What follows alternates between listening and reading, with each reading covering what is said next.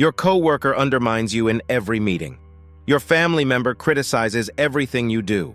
That person who always finds a way to make you angry. Difficult people drain your energy and ruin your peace. But the Stoics dealt with emperors, slaves, and enemies every single day. They had techniques that actually worked, not to change difficult people, to stop letting them control you. Let me show you. Welcome back to Stoic Pathways. Today I'm teaching you 4 Stoic techniques for dealing with difficult people. These aren't about being nice. They're not about avoiding conflict. They're about protecting your peace while handling people who want to destroy it. Marcus Aurelius, Seneca, and Epictetus all faced difficult people constantly. Here's exactly what they did. Let's begin. Technique 1. See them as training partners. Marcus Aurelius wrote, "When you wake up in the morning, tell yourself, the people I deal with today will be meddling, ungrateful, arrogant, dishonest, jealous, and surly."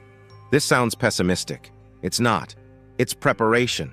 He knew difficult people were inevitable, so he reframed them. They weren't obstacles, they were training partners. Think about it. A boxer needs sparring partners to get better. Without resistance, there's no growth. Difficult people are your sparring partners for patience, self-control, and wisdom. That annoying coworker? They're teaching you emotional regulation. That critical family member? They're teaching you not to need external approval. That rude stranger? They're teaching you to control your response. Seneca said, "Difficulties strengthen the mind, as labor does the body." Every difficult person you encounter is an opportunity to practice Stoicism. They're not ruining your day. They're giving you a chance to prove your philosophy works. Next time someone's difficult, think, "This is my training. How well can I handle this?"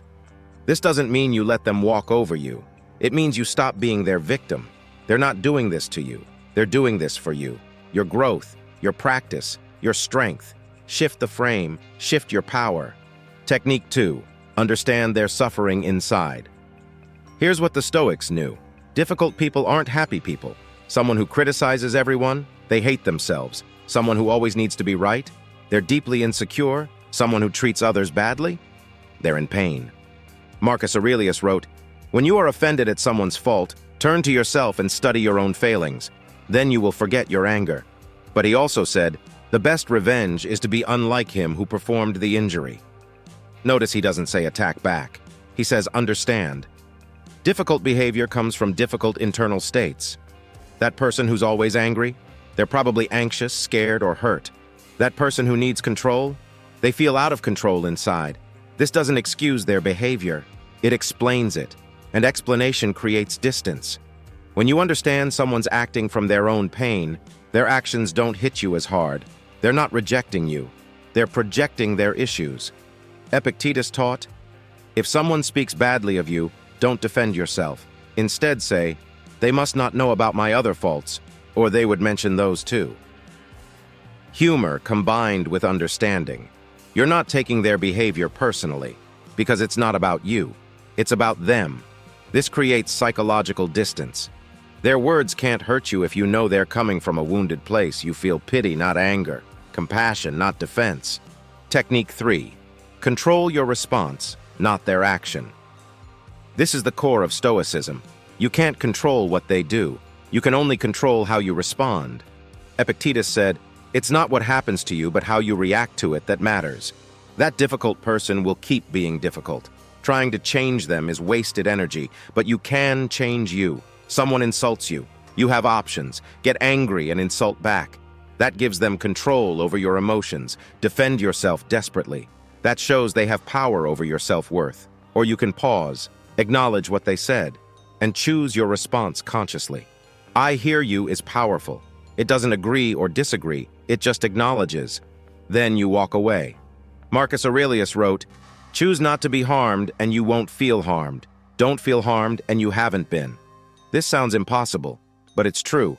Their words only hurt if you give them power. You decide what affects you. Someone calls you stupid, you can believe it and feel hurt, or you can think, "That's their opinion, I know my capabilities." Same words, different impact. The difference? Your choice. Seneca practiced this constantly. When people attacked him, he'd pause and ask, "Is what they're saying true? If yes, fix it. If no, ignore it." Either way, no emotional reaction, no defense, no attack, just calm assessment and conscious response. This is mastery, not controlling them, controlling you. Technique 4. Create distance, physical or psychological. Sometimes the Stoic response is simple. Remove yourself. Not every battle is worth fighting. Not every difficult person deserves your energy. Marcus Aurelius wrote, "You always own the option of having no opinion. Things you can't control are not yours to worry about."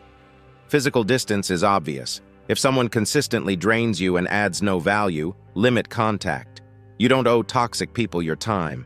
The Stoics valued their peace. They protected it fiercely. If someone repeatedly violates your boundaries, distance is not avoidance, it's wisdom. But sometimes you can't physically distance. They're your boss, your family member, your neighbor. Then you create psychological distance. This is a mental boundary. You're physically present but emotionally protected. Imagine a glass wall between you and them. You can see them, hear them, but their words bounce off the glass. They can't touch you inside. Epictetus taught this with roles. Remember your role. If you're a son, act like a son, but don't expect your parent to be perfect. You fulfill your duty without emotional dependence. You show up. You're respectful, but you don't need their approval or validation. That's psychological distance. Present, but protected. The key is this: protecting your peace is not selfish. It's necessary. You can't help anyone if you're emotionally destroyed. Create the distance you need.